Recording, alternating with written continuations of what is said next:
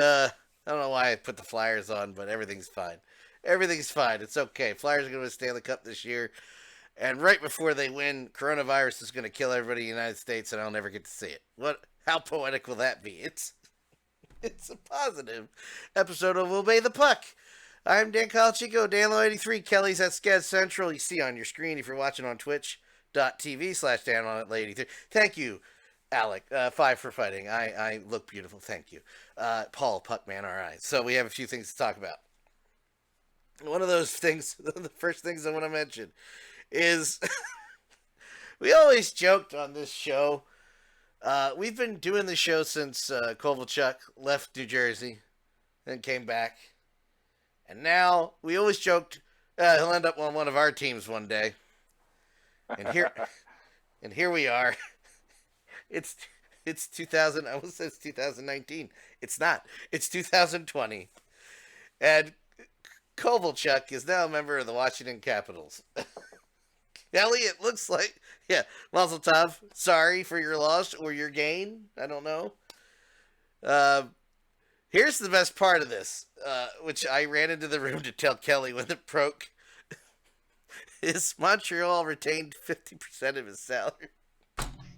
Yeah, so the Caps get him for the price of a cheap car. That was my favorite part about that. It looks like that they're making another run for it, Kelly. I guess. I don't know. What do you think? Well, yeah, obviously they're gonna go for it. The other funny thing that I saw related to that was that there are 4 teams that are losing salary cap room due to Ilya Kovalchuk this season. That's impressive. I wonder what the record is. There's got to be an answer somewhere, right? That's got to be it, right? I was gonna say that's got to be the record, right? Because I mean, we didn't get into these kind of ridiculous contracts until the first one, which was the Kovalchuk one, that Jersey is somehow bitter about, and they're the ones that handed that thing out, however long ago that was. 2014. I don't know. I'm interested to see how Kovalchuk fits in on a Caps team that has just been completely lost since the All-Star break. They've really looked like garbage. The game against the Penguins wasn't a great game, hockey-wise, like the skills and all those things that you watch the game for usually. But it was a great game emotionally, I think. The Caps really needed a win, and a win against the Penguins always counts as a little extra. Wait, let me just add to this, and I'm not just saying this because 5 for Fighting is listening. You say it wasn't a great game for people watching, people watch hockey for the skill. It was a good game for fighting. Who fought Malkin? I forgot his name already. Oh, Brendan Dillon, the new guy for the Caps who came over from the Sharks. It was amazing because it was a scuffle at first, and Malkin didn't really commit, and Dillon kind of just decided for him he was committing to the fight. We're doing this. And he took his gloves off, and he started the uppercut, and I've never seen Malkin put his hands up so fast to block. Yeah, it was interesting to watch because just like a lot of times with Malkin, Malkin is a tough guy when there's a referee in between. Yeah. If you watch the fight, he is trying to throw some punches while there's a linesman, I think, in between the two of them, and he gets one. He didn't really. Yeah, he kind of made contact on one, and then he's reaching around. As soon as the linesman was like, "All right, I'm just out of here," Dillon grabbed him and threw at least 5 uppercuts. And you could tell Malcolm was like, "Oh no, none of this works for me anymore." It was this, Paul. Thus, Brandon Dillon was accepted into the Caps fandom instantly. The Caps fandom. Flyers Twitter was going crazy. Was not going crazy, but Flyers Twitter was like, "Hey, look, it's Malkin being Malkin." I thought it was great. I haven't seen somebody put their hands up in a fight that fast. in years. I mean, it was fast. He got one shot and that was over. After the one shot, Since Claude Lemieux, huh? Pump Malkin like a flat tire. Five for Fighting said it was so funny because you mentioned Kelly. He got that with the linesman was in. He swung. He actually got a shot in with his glove. It wasn't just a shove. He punched him with his glove on, and that's when Dylan decided, okay, mother effer. um, trade deadline for the Flyers. Nate Thompson. The Flyers didn't. Here's the thing about the Flyers. The Flyers were not. I just saw a lot of people irrationally angry that Chuck Fletcher. There was no cap space to make a move. There was. I don't understand how people think trades work. That a team goes, I want this, and they just get it. Because that's not how trades work. Did you ever think that maybe nobody wanted to trade with the Flyers, a big move? Did you ever think that Chuck didn't want to make a move? Did you ever think maybe there was no salary cap space to do anything? The Flyers were not going to make a big move, and they didn't. They got Nate Thompson. My God, why is I'm brain farting. Nate Thompson? Nice. Yeah, but my brain is free. Oh, I'm going to hate myself when I know the name I know. I know his name, and I'm blanking on the other guy that we got. Oh, wait a minute. I have the trade tracker up. Thank you. Derek something or other. It's not sorted by teams. Oh, of course it isn't. This is such... We can move on while we're looking this up. yeah. Well, I looked that up. My point was, Flyers are doing fine. There's, I think they're blowing a lot of expectation. Nathan Noel is the name you're looking for? No, there was another one. They are blowing expectations away. Derek Grant, told you. Derek Grant, thank you. I know it was Derek, but I couldn't remember his last name, Kelly. Hey, it was Derek Grant. Hashtag damn it, Dan. Thank you, Willie. The Flyers are doing just fine. They're 3 points out of second place behind the Penguins. Thank you, Washington. It's been an up and down season for the Flyers. They started off pretty well, then they had a losing streak, and it was the end of the world. Even I was on board, like, okay, maybe this is not taking, and they've just been figuring it out. Considering the losses to the team that Nolan Patrick for his head and Oscar Lindblom was for cancer, and the treatments he's going through, and whatever the end game for that is, I'm not sure. At this point, I would like Nolan Patrick to just decide to sit out for the season and not have that as a worry.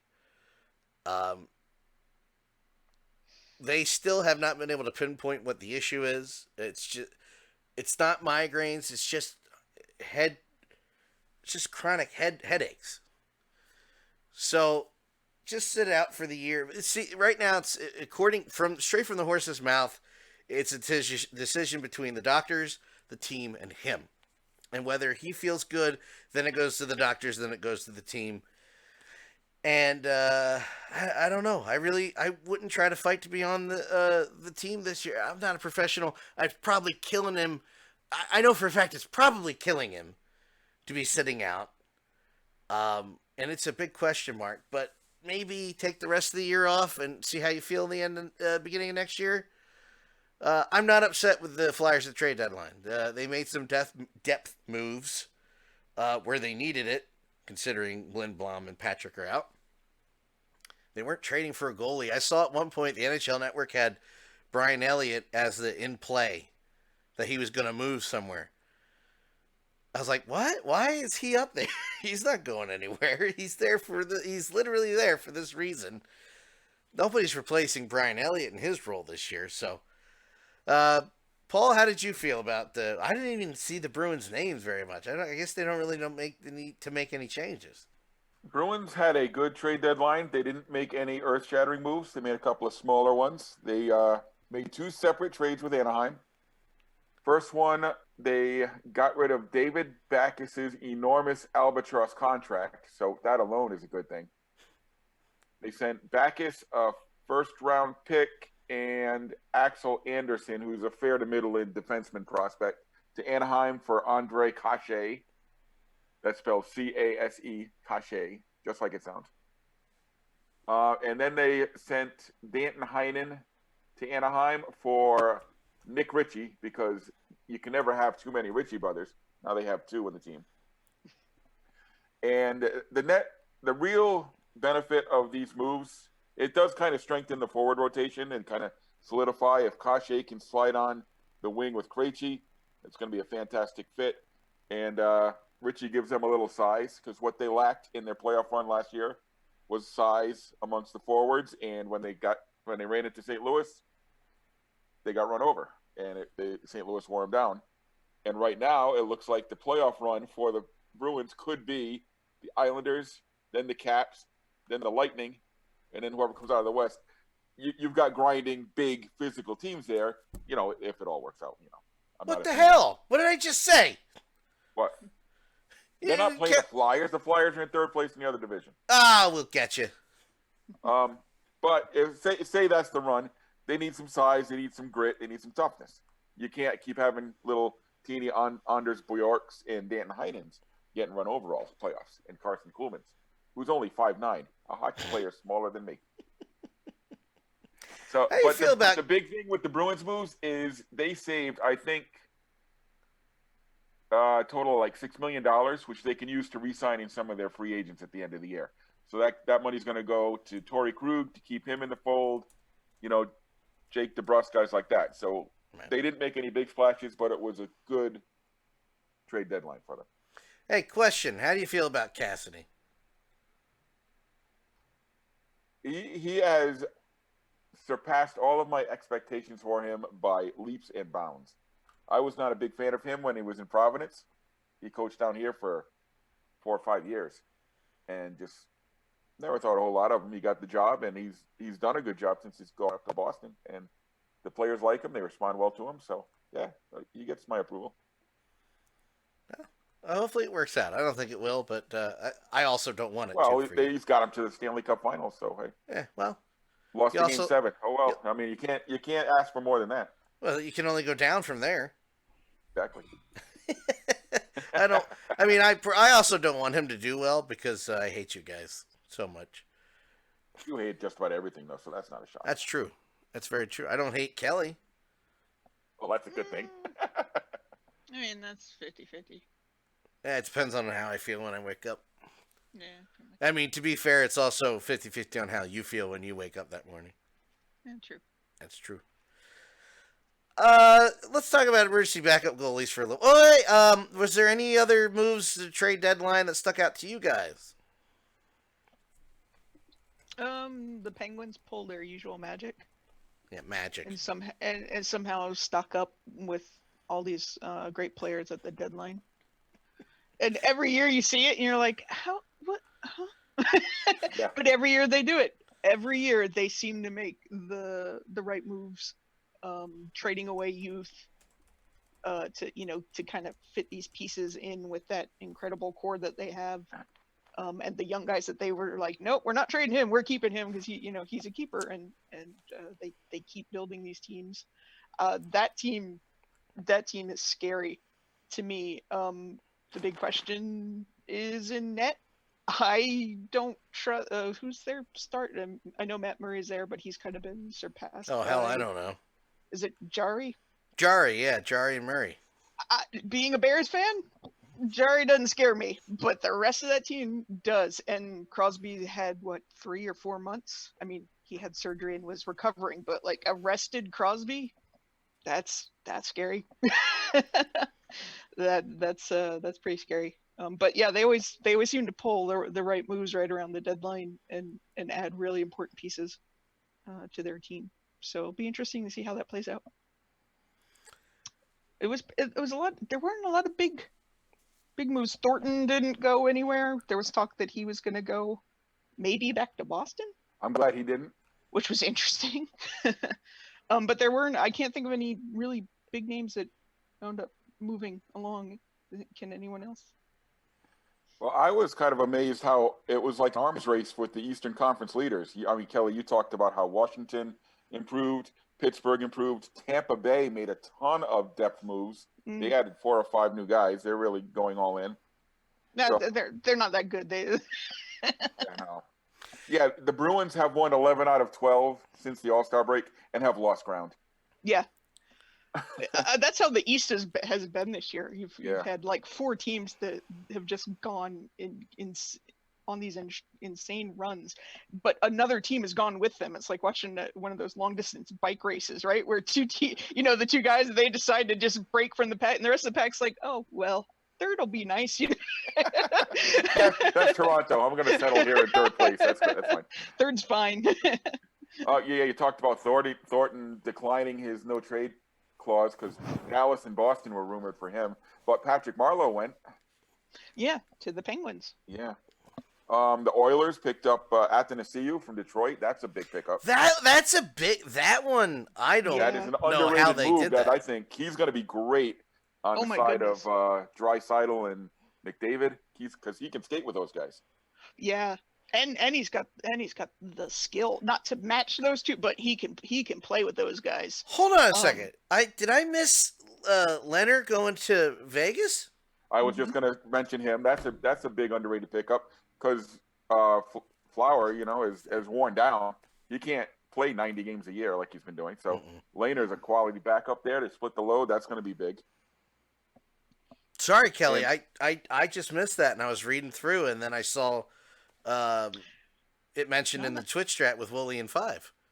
No, that's fine. Yeah, I had forgot that as well. Yeah, I was surprised there weren't more goalie moves.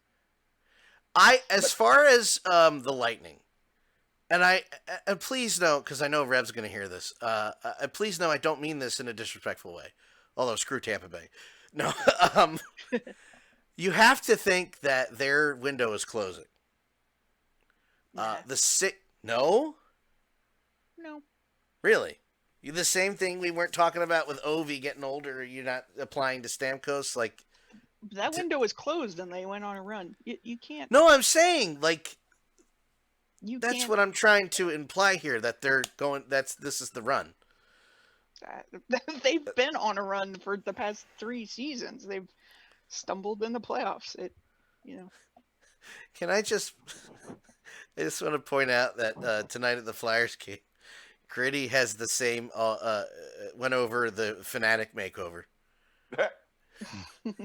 Gritty's got the tail and the new eyes and the blue.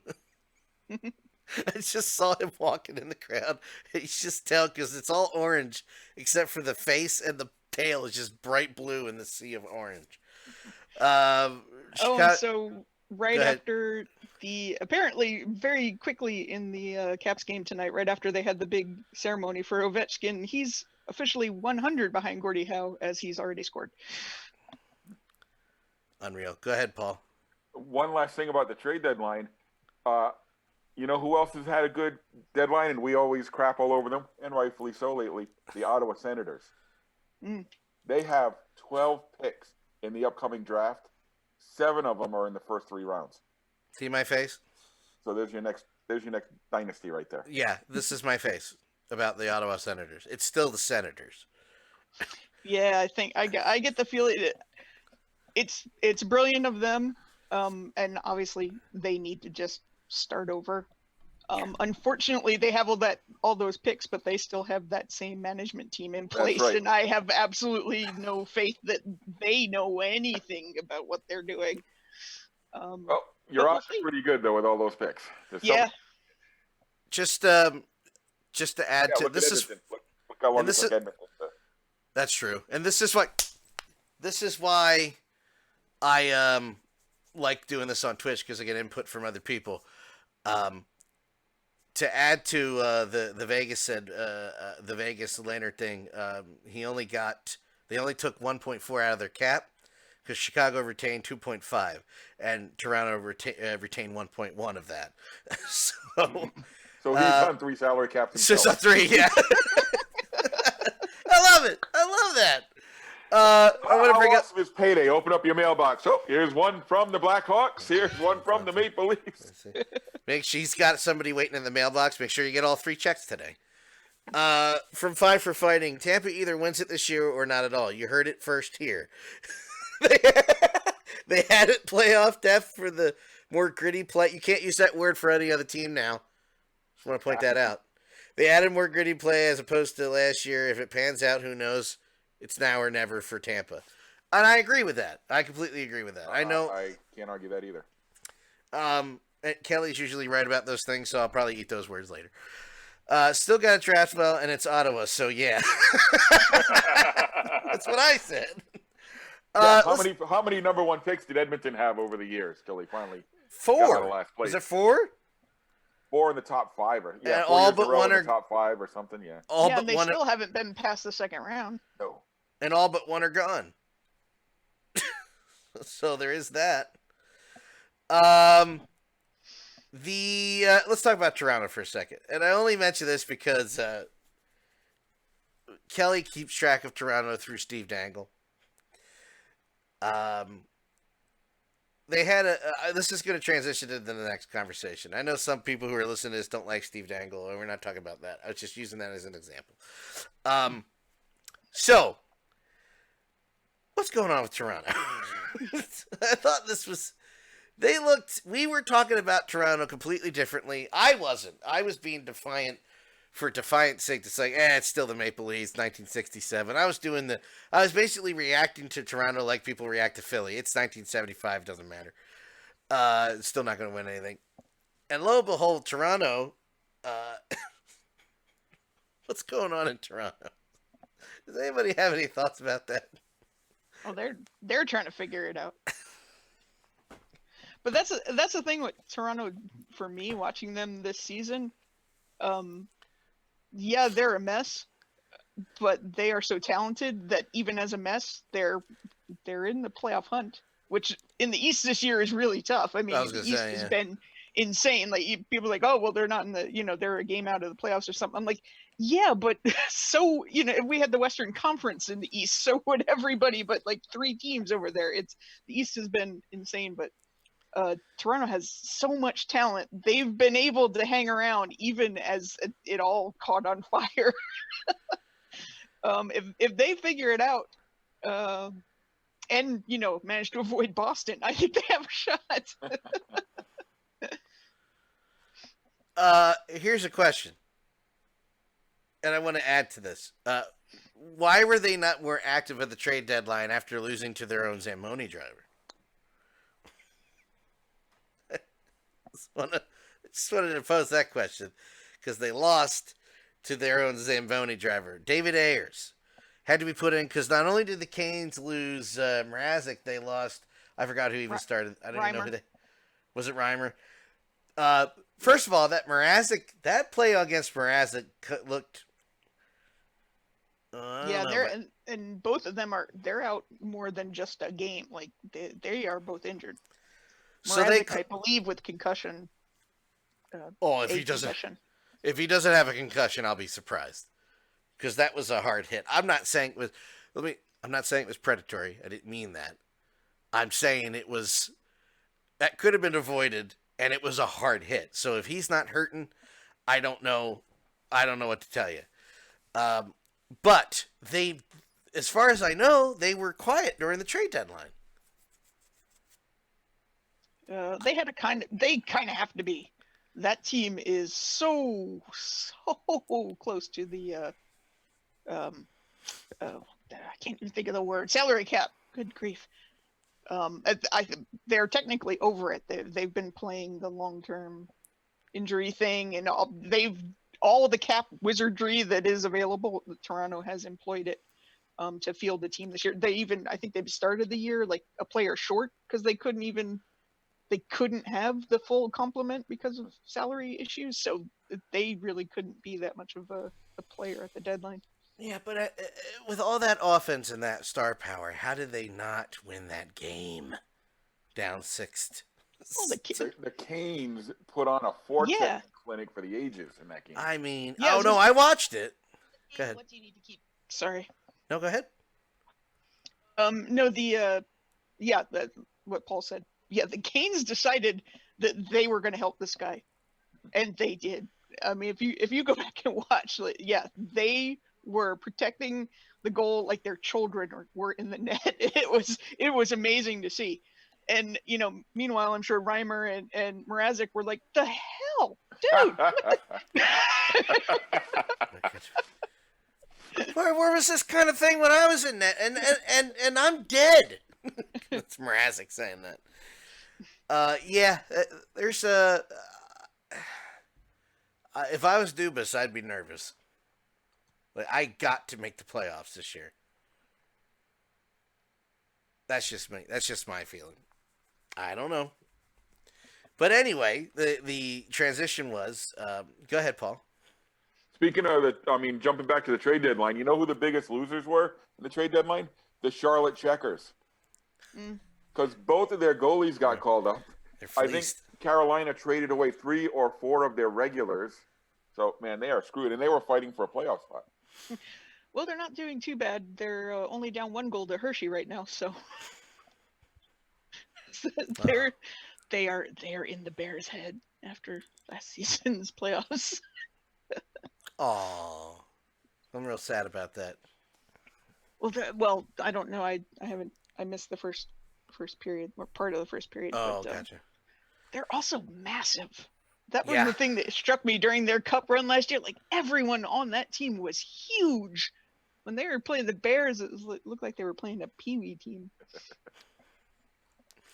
But anyway, the Hurricanes had to call on the Zamboni driver for the Marlies to go and goal for them last Saturday night.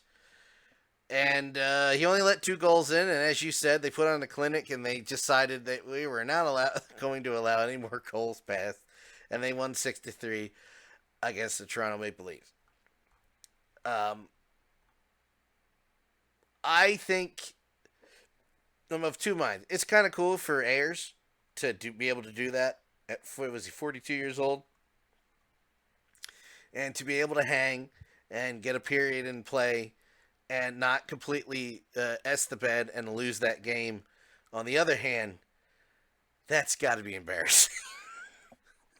I mean, I see a lot of people getting angry when that's brought up. It's embarrassing to have to. That's what you got. You got nobody else. I have to go to the emergency backup, and then we still lose. We can't be the emergency backup. That's embarrassing. That I don't think people understand the anomaly it was for David Ayers to play like that. Even for a period at the NHL level. A lot of people on social media think this is easy. And I likened it to Sixers Twitter. I will say it on record again. Sixers Twitter is the worst in Philly sports. The worst. All these armchair guys who think they can play a minute of professional basketball because they played high school basketball and they haven't played since. So they can play at the professional level. It's the same thing as these beer league guys. A lot of respect to beer. I wish I could still play hockey. My knees dictate that it's not going to happen. My gut too, but mostly my knees, whether I had this gut or not, would decide that I can't play hockey anymore. I would like to give it a shot one day, but it ain't happening. I know a lot of players who are in beer leagues that are very good, but there's this weird line of illusion that it's like, oh, it's not that hard. Go ahead, Paul. You know what's funny? Once in a while, I'll go to a Bruins alumni game, and they'll play against the local beer leagues playing for their charity, and the alumni teams, and I'm sure it's the same all across the league because every team's got their alumni team. These are guys who are in their 50s and 60s in some cases, and they're half-assing it. They're just out for a lovely Saturday or Sunday. They're having fun. They're playing at about 10% of their capabilities, having fun, not taking anything seriously, and they still wipe the floor with these guys who are giving it 100% and who are in shape and are young and are probably the best guys in their respective leagues. And it's not even close. So these guys who say that online are just full of crap. The local sports radio station up here did a funny thing one time. Brian Scalabrine, I don't know if you remember him. He played in the NBA for about 10 years. I know Bottom the name. of the roster guy, always the last guy in the bench. They had him play against any and all takers. and they had guys who played Division One basketball. They didn't just have me or you come out there, although Yeah. I was pretty good. Basketball players. They had guys who played Division One, Division Two, and he wiped the court with them. And these were good guys who went to college on basketball scholarships. So the level of skill is just it's unrealistic. People look at AHL players, dumb people, irrational people. Let me separate. Five for Fighting and Wooly knows what I'm talking about here because they're on Twitter a lot. There are irrational people, and it's way too many number of them. It's the same people I see cutting people off in dash cam videos that Kelly and I watch now. Why are you driving? I don't understand how you're able to breathe and steer a car at the same time, but that's another discussion for another time. That look down at minor league players and bench players. Again, I'm going to use basketball as a small example. Or bench players, fourth line guys in the NHL who are just considered scum and goons and don't have any skill, which is a logical fallacy at the word go, who think because they played high school hockey or junior hockey or high school basketball that you can even hang with a bench guy. There are, of course, Scott Foster, David Ayers, exceptions to the rule. But those aren't guys who have never played or just high school guys. I mean, David Ayers played junior B hockey. Right. And plays warm up. Right. It Right. plays against the AHL Toronto. But that's what I mean. Those are the exceptions. Regularly. The exception is they went on and actually had some sort of professional career. It didn't stop at high school or the beginning entry level of junior league and now sit on Twitter and go, I could do that. You couldn't hang with a bench. That was a perfect example you used. Half of these guys couldn't hang with a bench guy in the NBA, let alone a fourth liner in a hockey game. All right, here's a very personal story. When I used to work for the Pawtucket Red Sox, one game I was running the concession stand that's right next to the bullpen, and it was a cold day, so I was feeding the guys coffee and hot chocolate all game. And one of the guys was warming up, and I'm just watching him. I was like, "Hey, can I be the bullpen catcher? Come on." And he's like, "You couldn't even catch this. No. Go back in your stand." Yeah. I appreciate you. I appreciate the effort. Go away. I was like, "Come on, I've been giving you hot chocolates. Let me catch." I would kill you. Yeah, here. Yeah, all right, here. Let me throw one pitch at you. You catch it, your hand falls off. All right, I'm good.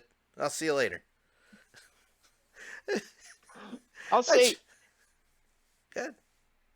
I'll say kind of two things in regards to this discussion. One was the great example we had a couple of years ago now in the All-Star game with John Scott. Right? Everyone's going on and on about how he's blah blah blah, he's elected as a joke. And then the guys on the team were like, "Oh, we'll show you." Of course he can play hockey. That's Can't not get his... that far without being at least a little good. Yeah, that's not his job. Is not playing the hockey that we play, but he can play hockey. And if we feed him and set him up as the man, you'll see how good he is. And it was. And the other thing, I cannot remember the player's name. There was a player who I believe was an NHL level player, got into some trouble. He wound up going back after I think he had served some jail time. He went back and played at a Canadian college, and he played on the hockey team. And they were talking about it because I think they went on to win that level championship or whatever. But the guys on the team, so these young guys in their 20s, prime physically compared to at that point he was, late 20s or something like that. But they would talk about the speed at which he could do things. Just not even like skate, but like the how fast he was with his hands, going from a pass to a shot, or being able to corral a puck and put it in prime shooting. Just the speed at which he could do things was so amazing compared to them. And that it became very clear to them the difference between an NHL level player, and this guy was not a superstar, even a fourth line NHL guy. And, these guys who were, young kids who were as fast as they're ever going to be in their prime physical conditions. They were just marveling at the physical, the like fine muscle detail, the the training, the muscle memory that he had even years removed from his pro career. And I always think of that when people talk about, oh, well, I could play because, last Wednesday I scored 9 goals in the beer league. There's a guy I know, Kelly. I talk about him often because we talk a lot off Twitter about hockey. Mike, he used to run the Orange Black Pack, who plays in a beer league, and he'll post a video and tongue in cheek, but at the end he'll always go, "I don't understand how you could do this at the I cannot fathom doing this at the professional level." Just self-aware. Well, you think about how sports work. Like, everybody starts playing pee-wee sports, right? And, we're talking baseball, basketball, soccer, or whatever. The best 1% make it up to the next level, which is high school, right? From all those guys who play high school sports, the top 1% go on and play college or, sign pro contracts or whatever. From them, the top 1% make the pros. So, just to think the amount of natural selection that goes on to get to that level. They're so much better than we are. And if a certain deputy fire chief is listening to this, just do what your chief tells you to do, and perhaps not try to tell us how hockey works because you played a beer league. Just want to throw that out there. That was for somebody specific. No. Nice mustache, though. No other firefighter has that mustache. You're a totally unique and genuine, different person. Everybody else. Anyway. I guess the final thing I wanted to talk about is some NWHL Twitch numbers got released this week, just today. And you guys have, yes, you, Paul, because you're involved. Okay, 5 for Fighting. Always the Twitch delay will always throw me off. Watched hockey my whole life, but didn't start playing till last year. When I play, it gave me an entire new appreciation for the pros because I have zero clue how the hell they make it look so effortless. Yes, exactly. Exactly the point Mike's trying to make when he posted. He goes, I cannot fathom. The NWHL on Twitch has hit 6 million views. From the beginning of the season when they first started to now, and the season's not, what is there, a week left? One more week of games, yes. Yeah. They've hit 6 million, and the playoffs and the Isabel Cup stuff's coming up soon. Looks like Boston's going to win, for Christ's sake. March 8th is the first game. I hope you lose. I'm tired of Boston being held. By Christ's sake. The fattest part of my ass. Anyway, it's good to hear. Don't you want to see me wipe out when I try to lift the cup, stand on the ice, and I absolutely want to see you fall. time? Oh, I absolutely want to see you fall on your ass. No questions. No question. If they let me anywhere near it, that is. I'm only the lowly PA guy. Well, I mean, you get a picture next to it. I always decided that if I ever got to the Stanley Cup, even in the same room with it, I'm not going to touch it. Because, if you're watching Twitch, you can see Kelly waited in line. How many hours to take that picture? Oh, 7? so almost 8. Yeah. And you got a good picture. I would immediately trip, fall, and knock it over or do something. So I'm just going to sit there. I'm not going to touch it, not going to raise it. I'm not even going to look at it. I'm going to look at the camera and go, great. Ah! But, yes, I want to see you try to grab that cup and fall.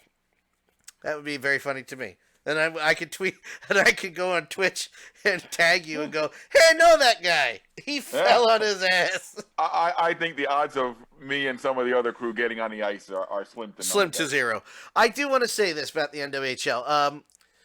It's nice to see, because there are 2 factions, rightfully so, of women's hockey right now. There's the PWPHA. PHA. Yep. I And always the forget that H. Yeah, the H is what throws me off. I'm like, how about hockey? Yeah, hockey. There's the NWHL, and I really hope it works out where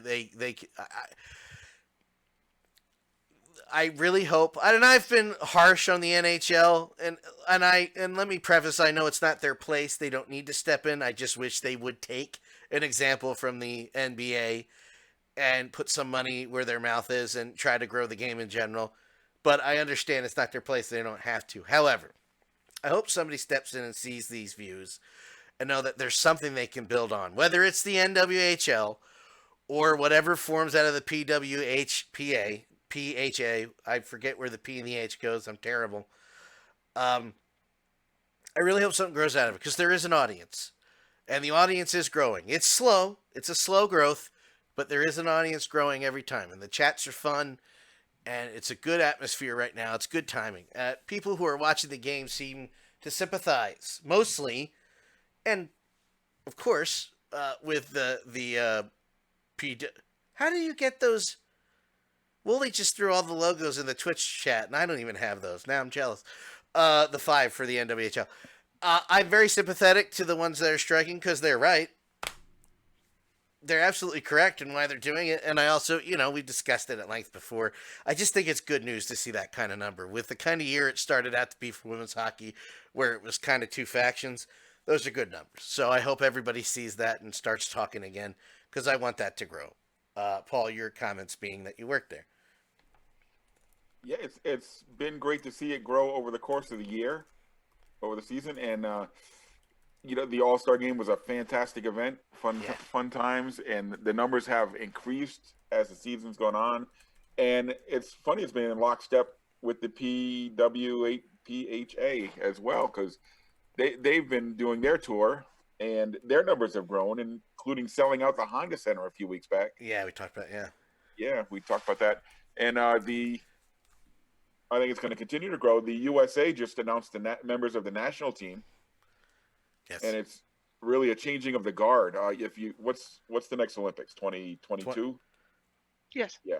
So go back 2 Olympics, 2014. Only 2 members are left on the national team from 2014. That's true, yeah. And I think only 10 or 8 to 10 from the last Olympics. So it's really been a change of the guard. An infusion of new young talent. It's going to only make the sport better and grow more, hopefully. And yeah, let's make this work. Let's get, instead of 2 warring factions, let's get on the same page with the same business model, with some financial backing, and make this happen. It'll take some time, but I do feel the goal is the same. So I feel somewhere down the line they're gonna come together. You know what I mean? Well, it's just like so many people I know who are, Republicans, and so many I know who are Democrats. Most of what they want, I'm excluding the fringes, are the same. They just have different ideas of how to get there. Yeah. Everybody wants to be taken care of when they're sick and dying, and everybody wants to be able to live comfortably. It's really all. Yeah. I mean, really. That's another podcast. Right. I do want to mention. Get too deep, and it's not a perfect analogy, but you know what I meant. It's a good analogy. All people want to do is just wake up, go to sleep, and live as comfortably as they can between those hours. The PWHPA is going to be in Philadelphia this weekend. I say it's going to be in Philadelphia. I believe it's actually going to be in Voorhees, but it's the Women's Hockey Showcase. It's going to be at the Skate Zone in Voorhees, New Jersey, where the Flyers practice facility is, February 29th through March 1st. If you have a little girl, or if you have anybody who is looking into getting to hockey, go to this. It's going to be a fun time. And it's right in South Jersey. If you're in Philly, it's right over the bridge. If you're in South Jersey, it's a 4-minute drive. Just get there. It'll be a lot of fun. I believe, unless I am mistaken, that we have everything we wanted to cover this. Have I forgotten anything, Kelly? Anything you want to mention before we go? Not going to talk about Ovi. Okay. Oh!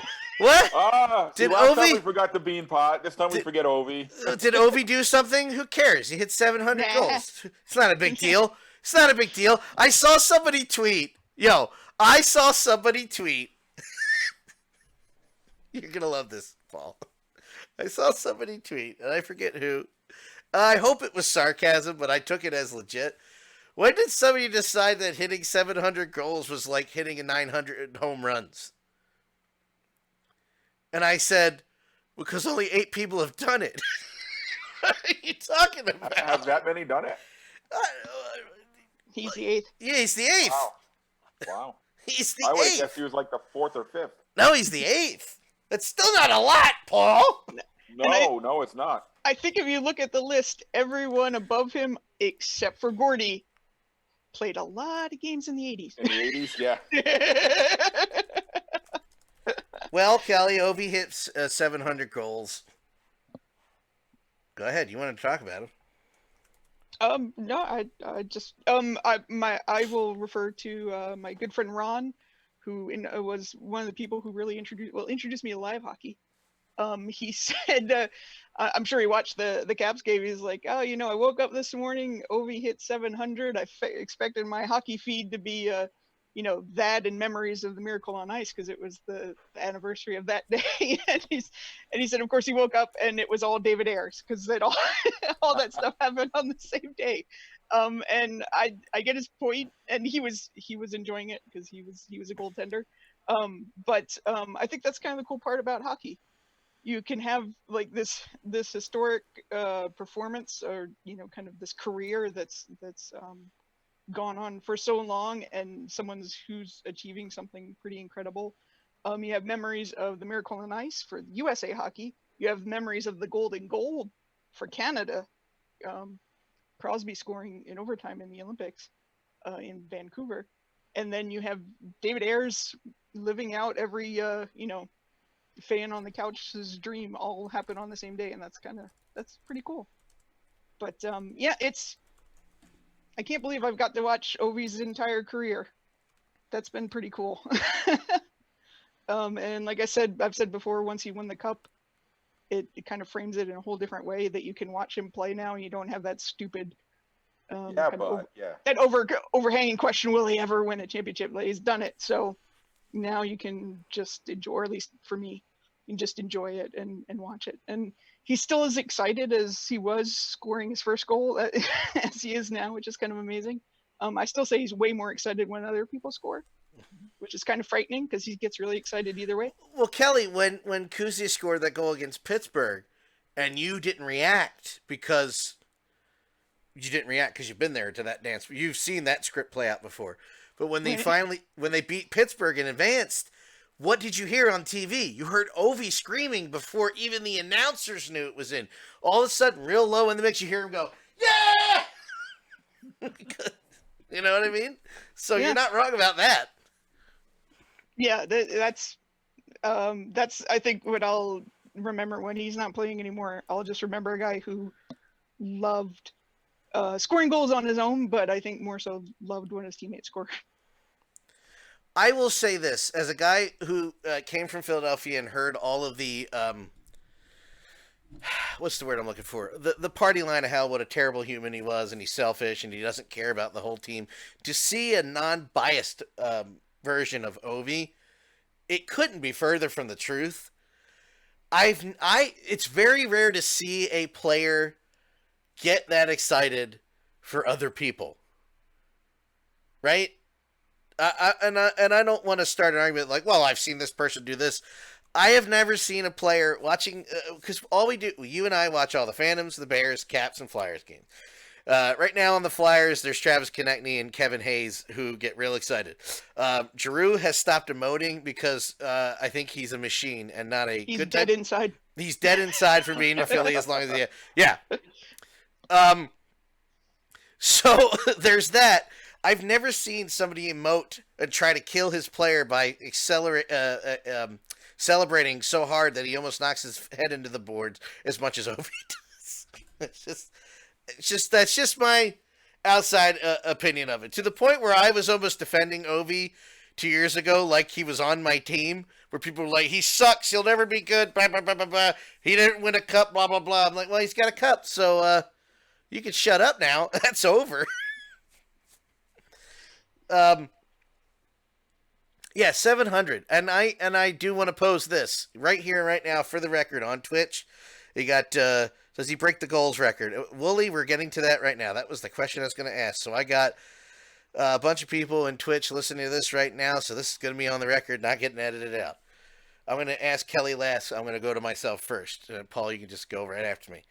I absolutely believe, with every fiber of my being and no doubt in my mind, that if that man doesn't slow down and he shows no signs of that, he's absolutely beating Gretzky before he retires.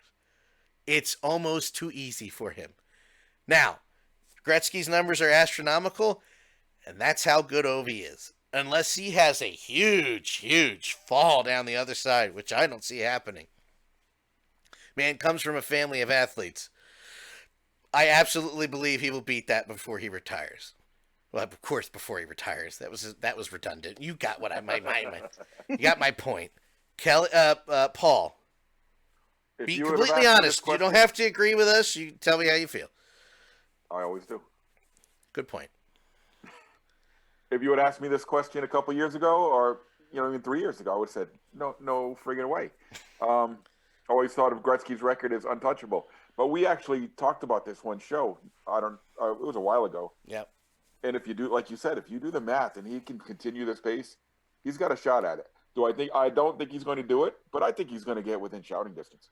Second place, second all time. Yeah, absolutely. 100 more goals. Yeah, he's got that in him, no doubt. Kelly. I believe if he wants to continue in the NHL, as long as it takes him to do this, yes. Yeah. I think that will be the determining factor outside of an injury.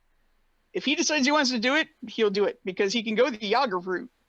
He Right. can be 40 and sign to a team, and they only roll him out there on the power play because he won't have to skate.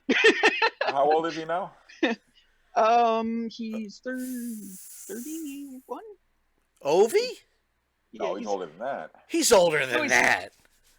He's 30. He was All born right, I in asked. 80 I'm going to look it up. He was I born thought in he was mid- 85, right? I thought he was mid-30s. Hold on, Paul. I got it. I thought he was Oh, like maybe. 38. He's 34. He's 34. He's 30. Oh, 34, He's I'm only sorry. 34. Oh, I thought he was I like- want to take back. I want to take back my answer.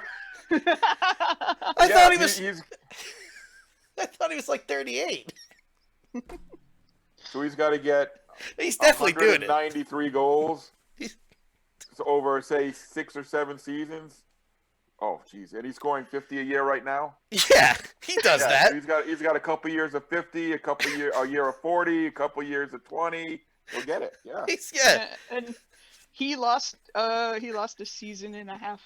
I thought he was 38. The man has all this gray silver fox look going on. He's 34. And Never he lost a season and a half, guys. That's So true. Yeah. His rookie year was a complete lockout, and then he lost half of the 13-14 season. Huh. And he also played for Dale Hunter for a season. killed his average. It's like the old joke. Who's the last guy to hold Michael Jordan under 30 points a game? Dean Smith.